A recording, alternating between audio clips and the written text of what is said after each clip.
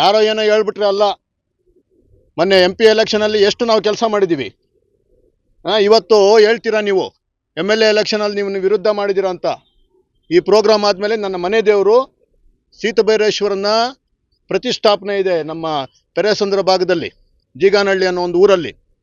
ಅಲ್ಲಿಗೆ ಹೋಗ್ತಾ ಇದ್ದೀನಿ. ಆ ದೇವಸ್ಥಾನಕ್ಕೆ ನನ್ನ ಮನೆ ದೇವರ ಮೇಲೆ ಆಣೆ ಮಾಡಿ ಹೇಳ್ತಾ ಇದ್ದೀನಿ, ನನ್ನ ಮತ ಕೂಡ ಪ್ರದೀಪ್ ಈಶ್ವರ್ ವಿರುದ್ಧ ನಿಂತಾಗ ಸುಧಾಕರ್ ಅವರು ಆ ಮನೆ ಮೇಲೆ, ನನ್ನ ಮನೆ ದೇವರ ಮೇಲೆ ಆಣೆ ಮಾಡಿ ಹೇಳ್ತಾ ಇದ್ದೀನಿ, ನಾನು ಸುಧಾಕರ್ಗೆ ನನ್ನ BJPಗೆ ಓಟ್ ಹಾಕಿದ್ದೀನಿ.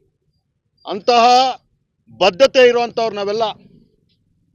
ಏನಾದರೂ ಹೆಚ್ಚು ಕಡಿಮೆ ಆಗಿದ ತಕ್ಷಣ ನಾನು ಕಾಂಗ್ರೆಸ್ಗೆ ಓಡೋಗ್ತೀನಿ ಅಂತ ಬಂದಿದ್ದಲ್ಲಪ್ಪ. ಎಷ್ಟು ಸಲ ನಿನಗೆ ನಾನು ಸಮಾಧಾನ ಮಾಡಿದ್ದೀನಿ. ಕಾಂಗ್ರೆಸ್ಗೆ ಓಟೋಗೋಣ ಅಂತ ಹೇಳಿದ್ದು ಯಾರು? ಗಜೇಂದ್ರ. ಬೇಡಪ್ಪ ನಿನಗೆ ಭವಿಷ್ಯ ಇದೆ ಅಂತ ಹೇಳಿದ್ದು ಯಾರು ಅವತ್ತು? ಯಾರ ಮೇಲೆ ನೀನು ಮುನ್ಸ್ಕೊಂಡಿದ್ದು? ಪಾಪ ಇದೇ ಸುಧಾಕರ್ ಮೇಲೆ. ಒಟ್ನಲ್ಲಿ ಚಿಕ್ಕಬಳ್ಳಾಪುರ ಬಿಜೆಪಿಯಲ್ಲಿ 2 ಶಕ್ತಿ ಕೇಂದ್ರಗಳು ರೂಪುಗೊಳ್ತಿರುವ ಲಕ್ಷಣಗಳು ಸ್ಪಷ್ಟವಾಗಿ ಕಾಣ್ತಿವೆ. ಒಂದೆಡೆ ಅನುಭವ ಸಂಪನ್ನ ನಾಯಕ ಸುಧಾಕರ್, ಇನ್ನೊಂದೆಡೆ ಸೇವಾ ಚಟುವಟಿಕೆಗಳ ಮೂಲಕ ಜನಮನ ಗೆಲ್ಲಲು ಮುಂದಾದ ಸಂದೀಪ್ ರೆಡ್ಡಿ.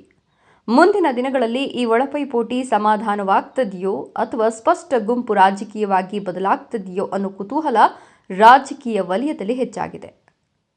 ಚಿಕ್ಕಬಳ್ಳಾಪುರ ಬಿಜೆಪಿಯಲ್ಲಿ ನಡೆಯುತ್ತಿರುವ ಈ ಬೆಳವಣಿಗೆಗಳು ಮುಂದಿನ ಚುನಾವಣೆ ರಾಜಕೀಯದ ಮೇಲೆ ಯಾವ ರೀತಿ ಪ್ರಭಾವ ಬೀರ್ತದೆ ಅನ್ನೋದನ್ನು ಕಾದು ನೋಡಬೇಕಿದೆ. ಇನ್ನಷ್ಟು ಅಪ್ಡೇಟ್ಸ್ಗಳಿಗಾಗಿ ನೋಡ್ತೀರಿ ಸುಮನ್ TV. ನಮಸ್ಕಾರ.